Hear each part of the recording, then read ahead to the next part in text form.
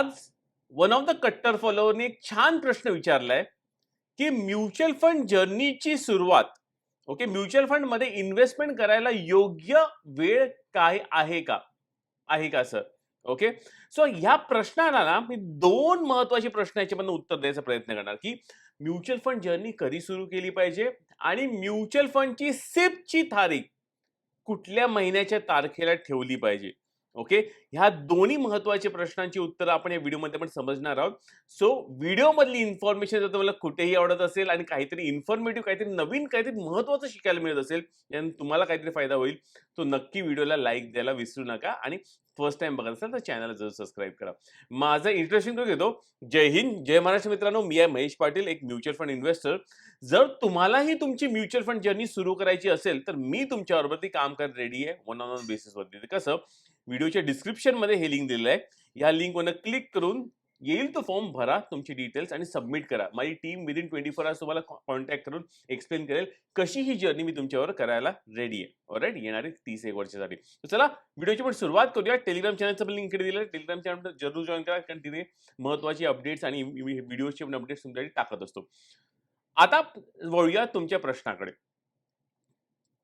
प्रश्न खूपच छान आहे, खूपच इंटरेस्टिंग आहे. असेच तुमचे कमेंट्स मध्ये प्लीज प्रश्न विचारत जावा आणि या प्रश्नांवरचे डेडिकेटेड व्हिडिओज तुमच्यासाठी मी करत राहणार आहे आणि काही व्हिडिओज मध्ये मल्टिपल क्वेश्चन्स पण मी आन्सर करायचा प्रयत्न करेन. ओके, सो इन्व्हेस्टमेंट सुरू करायची योग्य वेळ काय? आता जस्ट मी तुम्हाला ह्या पहिल्या क्वेश्चनची मला एज हा एक क्वेश्चन घेऊन मी तुम्हाला सांगतो. आता माझ्या दोन मुली आहेत. मोठीचं वय आहे 9 वर्ष म्हणजे शायनी, छोटीचं वय आहे ऑलमोस्ट 5 वर्ष म्हणजे मायरा. दोघांमध्ये काय फक्त मुश्किलने 4 इयर्सचा गॅप आहे. किती? फक्त 4 वर्षाचा गॅप आहे. ऑलराईट. सो दोघांच्या नावानी मी जेव्हा सिप सुरू केलेत, ओके, सो जेव्हा इन दिस केस आता कंपाऊंड इंटरेस्ट कॅल्क्युलेटरला मी जाऊन तुम्हाला एक्सप्लेन करतोय. जेव्हा आज जर मी 20 वर्षाची सिप सुरू करतोय, सो 10,000 रुपये मंथली समजा मी इन्व्हेस्टमेंट केली.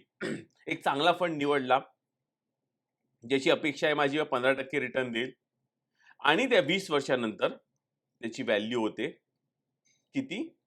जवळजवळ 1,15,00,000 रुपये. किती?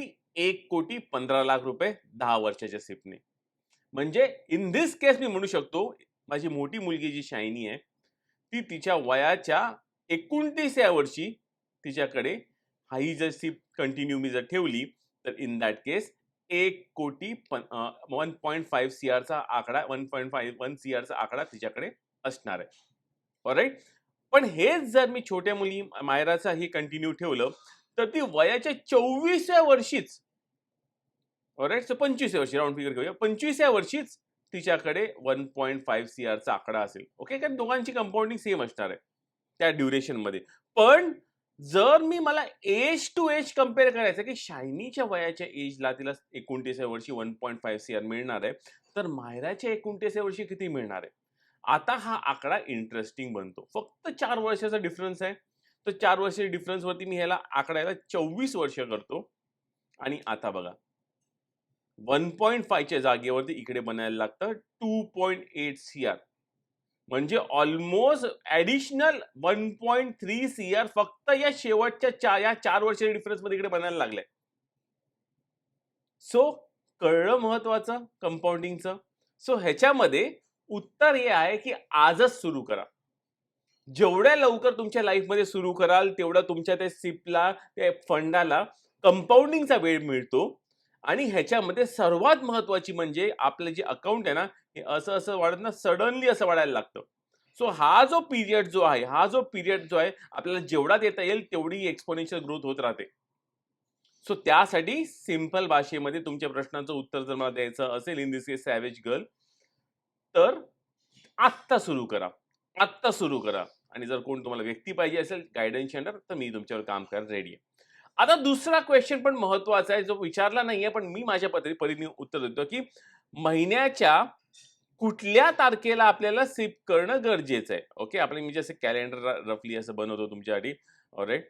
सो महिन्याच्या कुठल्या तारखेला आपल्याला सिप करणं किंवा कुठल्या तारखेला आपण सिप केली पाहिजे. सो आपला तारखेला 1 ते 5 इकडे आहे, ऑलराईट. 6 ते 10 तारखा इथे आहेत. 15 ते 20 ची तारीख इथे आहेत, ऑलराईट. 20 ते 21 ते 25 इथे आहेत आणि इकडनं धरून चला 26 ते 27, 28, 29, 30, 30 आहे आणि आपण 31चा म्हणून आपण 30चा राउंड फिगरचा महिना आपण घेऊन चालू 31चा सोडूया. सो असे हे तारखा आहेत. So historical long term data सांगतो, की आपण शेवटच्या आठवड्यामध्ये जर सिप शेड्यूल केल्या, कधी शेवटच्या आठवड्यामध्ये सिप जर आपण शेड्यूल करत असू तर प्रोबॅबिलिटी वाईज नावापुरती काहीतरी 0.2% और समथिंग ओव्हरऑल रिटर्न एक्स्ट्रा मिळतं. किती? 0.2% एक्स्ट्रा रिटर्न मिळतं जर शेवटच्या आठवड्यांमध्ये जर कोणी सिप केली असती तर. पण एक स्टँडर्ड प्रोटोकॉल किंवा सर्वात बेस्ट काय की हे 0.2 एवढं महत्वाचं नाहीये बघा. रिटर्न्स तर लांबची गोष्ट आहे. पहिलं सिप मध्ये सर्वात महत्वाची गोष्ट काय माहितीये का, की आपल्याला कन्सिस्टंटली तो हप्ता जो आहे month by month, every month मला तो हप्ता भरायचा आहे. आणि आपल्याला माहितीये आपले खर्च ऑलरेडी प्लॅन्ड असतात. म्हणजे सॅलरी यायच्या आधी आपला काय पण पेमेंट यायच्या आधी ते ऑलरेडी डोक्यामध्ये कॅल्क्युलेट झालेलं असतं की ते पेमेंट कुठे कुठे जाणार आहे.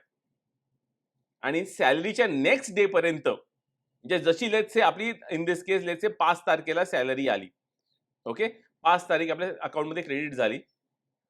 5 तारखेलाच आपले ऑलमोस्ट मॅक्सिमम लोकांचे 70 ते 80% पैसे कुठे ना कुठे इन्व्हेस्ट किंवा एक्सपेन्सेस किंवा जे पण फीज म्हणा, लाईट बिल म्हणा, एक्सेट्रा एक्सेट्रा, डीमार्टचा आणि एक्सेट्रा जे पण खर्च असा, ग्रोसरी आणि एक्सेट्रा, हे सगळं तिकडे निघून जातं.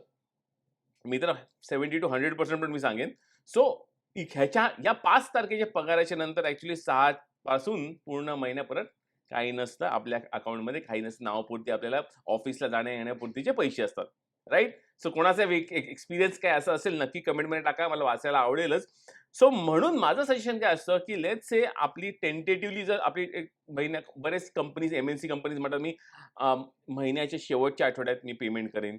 कोण कोण म्हणतात की तारखेच्या हिशोबाने 1 ते 5 मध्ये असेल. सो जे पण आपल्याला माहिती आहे की वर्स्ट केस डेट जी आहे, लेट्स से आपल्याला माहिती आहे की 3 तारखेपासून 5 तारखेमध्ये सॅलरी येणार आहे, तर 7th तारखेची सिप डेट ठेवायची. म्हणजे सॅलरी प्लस 2 डेजला वर्स्ट सॅलरी डेट प्लस 2 डेजला सिप डेट ठेवायची, जेणेकरून बाय डिफॉल्ट तुम्ही ते पैसा इकडे तिकडे हलवण्याच्या जागेवरती तो पैसा इकडे कट होईल. कारण अकाउंटमध्ये जेव्हा सिप बाउन्स होते, एक तर तुमच्या बँकेमध्ये चार्जेस पण लागू शकतील, पण अकाउंटमध्ये सिप लागली तर सिप ती गेलीच पाहिजे. जर सिप नाही गेली तर अकाउंट वाढणार कसं? कारण जोपर्यंत बेस कॅपिटल नाही, सो इन दिस केस जर आपण बघायला गेलो, इकडे आपण इन्व्हेस्टेड अमाउंट ही 29 लाख रुपये इन्व्हेस्ट केली, म्हणून एखाद्या वेळेस 25 वर्षानंतर 24 वर्षानंतर अप्रॉक्सिमेटली 2.8 सीआरचा आकडा दिसू शकतो. जर ही अमाऊंट जर छोटी असेल तर प्रॉब्लेम आहे ना. सो महत्वाचं लोक विसरतात की बाबा म्युच्युअल फंड मध्ये जर कोणालाही सक्सेसफुल बनायचंय, सिप दर महिन्याला जाणं खूप गरजेचं आहे. आणि दर महिन्यासाठी बेस्ट डेट आहे सॅलरी किंवा पेमेंट प्लस 2 डेज. जी पण मेजर पेमेंट डेट आहे तुमची प्लस 2 डेज ही तुमची असली पाहिजे.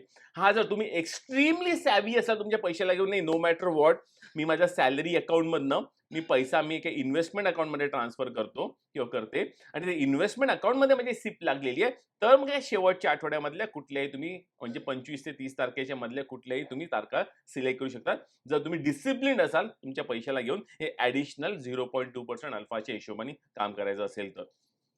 पण मेजॉरिटी ऑफ लोक ना माझं हेच सजेशन राहील की सॅलरी आल्या आल्या हे 7 ते 10 ची जी पण तारीख आहे ह्या रेंजेस मध्येच करा. कारण महत्वाचा 0.2% नाहीये, त्याच्यामुळे मे बी काही पर्सेंटेज केसनी आपले आउटपुट हुकेल.